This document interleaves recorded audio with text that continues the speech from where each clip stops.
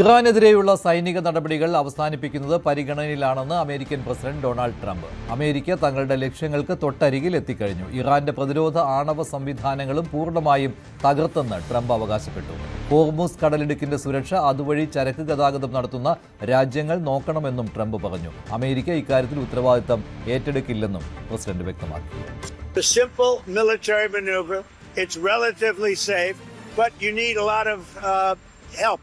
In the sense of you need ships, you need volume.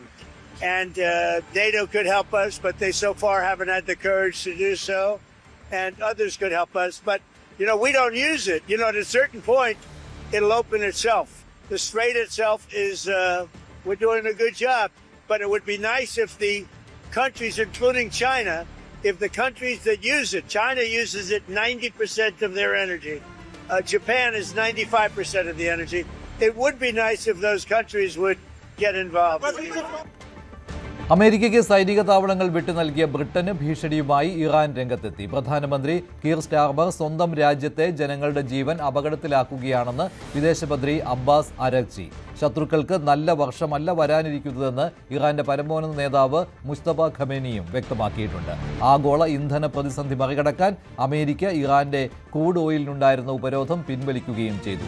Ajay Sudha Biju ചേരുകയാണ് കൂടുതൽ വിവരങ്ങളുമായി. അജയ്, യുദ്ധം അവസാനിക്കുന്നു എന്ന രീതിയിലുള്ള പ്രതികരണം ട്രംപിൽ നിന്ന് വന്നിട്ടുണ്ട്. പക്ഷേ ഇറാൻ ഇക്കാര്യത്തിൽ അനുകൂലമായി പ്രതികരിച്ചിട്ടുണ്ടോ? നിലവിൽ ഇറാന്റെ ഭാഗത്ത് നിന്ന് ഇതിന്റെ മറുപടികളൊന്നും തന്നെ ലഭിച്ചിട്ടില്ല. ഇപ്പോൾ IRGC പുതുതായി ഇസ്രായേലിനെതിരെയും അമേരിക്കയ്ക്കുമെതിരെയുമുള്ള ആക്രമണം കടുപ്പിക്കുകയും ചെയ്തിട്ടുണ്ട്. IRGC പുതുതായി പുറത്തു വന്ന പ്രസ്താവനയിൽ വ്യക്തമാക്കുന്നത് തങ്ങൾ 77ാം ഘട്ട ആക്രമണങ്ങൾ ആരംഭിച്ചതായിട്ടാണ്. ഇതിന്റെ ഭാഗമായി പശ്ചിമേഷ്യയിലുള്ള US-ന്റെയും ഇസ്രായേലിന്റെയും 55 കേന്ദ്രങ്ങളിലേക്ക് ആക്രമണം നടത്തുമെന്നും അവർ നിലവിൽ വ്യക്തമാക്കിയിട്ടുണ്ട്. US-ന്റെ ഭാഗത്ത് നിന്ന് എന്തായാലും ആശ്വാസകരമായിട്ടുള്ള ഒരു പ്രതികരണം തന്നെയാണ് വരുന്നത്. എന്നാൽ ട്രംപിന്റെ ഈ പ്രതികരണം പൂർണ്ണമായി വിശ്വാസത്തിൽ എടുക്കാൻ പറ്റില്ല എന്നുള്ളത് മറ്റൊരു വസ്തുതയാണ്. കാരണം പീറ്റ് ഹെഗ്സെറ്റ് ഉൾപ്പെടെ നിരവധി നയതന്ത്ര ഉദ്യോഗസ്ഥർ പറയുന്നത് ഈ യുദ്ധം കൂടുതൽ ദിവസങ്ങൾ കൂടി മുന്നോട്ട് പോകും എന്നതാണ്. എന്നാൽ ട്രംപ് ഇന്ന് തന്റെ ട്രൂ സോഷ്യൽ അക്കൗണ്ടിൽ പോസ്റ്റ് ചെയ്തത് യുദ്ധം, ഇറാനെതിരെയുള്ള ഈ ആക്രമണങ്ങൾ അവസാനിപ്പിക്കുന്നത് പരിഗണനയിലാണെന്നാണ് ട്രംപ് പറഞ്ഞിട്ടുള്ളത്.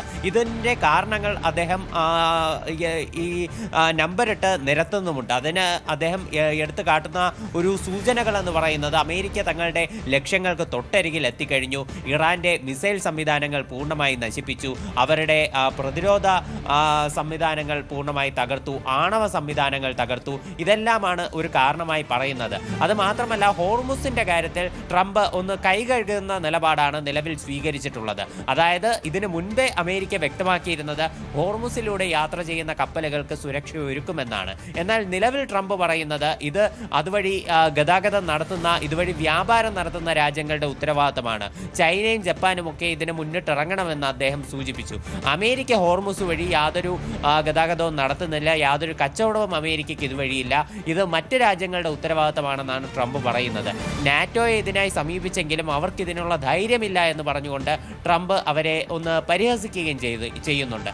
എന്നാൽ ഈ ആഗോളതലത്തിൽ തന്നെ ഇന്ധന പ്രതിസന്ധി അത് രൂക്ഷമായി നിലനിൽക്കുകയാണ്. ക്രൂഡ് ഓയിലിൻ്റെ വിലയെല്ലാം അനിയന്ത്രിതമായി ഉയരുന്ന പശ്ചാത്തലം കൂടിയുണ്ട്. ഈ ഒരു ഘട്ടത്തിൽ ഇറാൻ്റെ ക്രൂഡ് ഓയിലിനുണ്ടായിരുന്ന ഒരു ഉപരോധം കൂടി അമേരിക്ക പിൻവലിക്കുകയാണ്. ഇപ്പോൾ നിലവിൽ 140 മില്യൺ ക്രൂഡ് ഓയിലാണ് ഇറാൻ്റെ ഭാഗമായി വിവിധ സമുദ്രങ്ങളിൽ കെട്ടിക്കിടക്കുന്നത്. വ്യാപാരങ്ങൾ നടത്താൻ സാധിക്കാതെ കെട്ടിക്കിടക്കുന്നത് 140 മില്യൺ ക്രൂഡ് ഓയിലാണ്. അപ്പോൾ ഇതിൻ്റെ വ്യാപാരം നടക്കുന്നതോടുകൂടി അത് ഇന്ത്യ അടക്കമുള്ള ഏഷ്യൻ രാജ്യങ്ങൾക്ക് കുറച്ചുകൂടി ഒരു ആശ്വാസമായി തീരും. അപ്പോൾ ഈ ഉപരോധം നീക്കിക്കൊണ്ട് ക്രൂഡ് ഓയിലിൻ്റെ വില അത് താഴേക്ക് കൊണ്ടുവരാൻ ട്രംപ് നിലവിൽ ഒരു ശ്രമം നടത്തുന്നുണ്ട്. ഇറാന്റെ ചില നേതാക്കളുടെ ഭാഗത്ത് നിന്ന് ഇപ്പോൾ പുറത്തു വരുന്നത് രൂക്ഷമായിട്ടുള്ള പ്രതികരണങ്ങൾ തന്നെയാണ്. അതിൽ അവരുടെ പുതിയ പരമോന്നത നേതാവായിട്ടുള്ള മുജ്തബ ഖമനേയി അദ്ദേഹം നിലവിൽ വ്യക്തമാക്കിയിട്ടുള്ളത് ചില മുതിർന്ന നേതാക്കളെ കൊലപ്പെടുത്തിയത് കൊണ്ട് മാത്രം അമേരിക്കയ്ക്കും ഇസ്രായേലിനും ഇറാനിലുള്ള ജനങ്ങളുടെ ആത്മവിശ്വാസം കെടുത്താനാകില്ല. അതുപോലെ ശത്രുക്കൾക്ക് നല്ല വർഷമല്ല വരാനിരിക്കുന്നതെന്നും അദ്ദേഹം സൂചിപ്പിച്ചു. അതുപോലെ ഇറാന്റെ വിദേശകാര്യമന്ത്രിയായിട്ടുള്ള അബ്ബാസ് അരക്ചി ഈ ബ്രിട്ടൻ തങ്ങളുടെ സൈനിക ബേസുകൾ US-ന് വിട്ടു നൽകിയത് സംബന്ധിച്ച് ബ്രിട്ടനെതിരെ വിമർശനം ഉന്നയിച്ചിട്ടുണ്ട്. ബ്രിട്ടൻ തങ്ങളുടെ രാജ്യത്തുള്ള ജനങ്ങളെ കൂടി അപകടത്തിലേക്ക് തള്ളിവിടുകയാണെന്നും ആ രാജ്യത്തെ സാധാരണക്കാർ ഒരിക്കലും ഈ ഇസ്രായേലും അമേരിക്കയും ഇറാന് നേരെ നടത്തുന്ന ആക്രമണങ്ങളെ അനുകൂലിക്കുന്നവരല്ലെന്നും ഈ അബ്ബാസ് അരക്ചി വ്യക്തമാക്കിയിട്ടുണ്ട്. ശരി, അജയ് സുധാ ബിജുവാണ് വിവരങ്ങൾ നൽകിയത്. കൂടുതൽ വാർത്തകൾക്ക് news 18 Keralam YouTube channel subscribe ചെയ്യുക.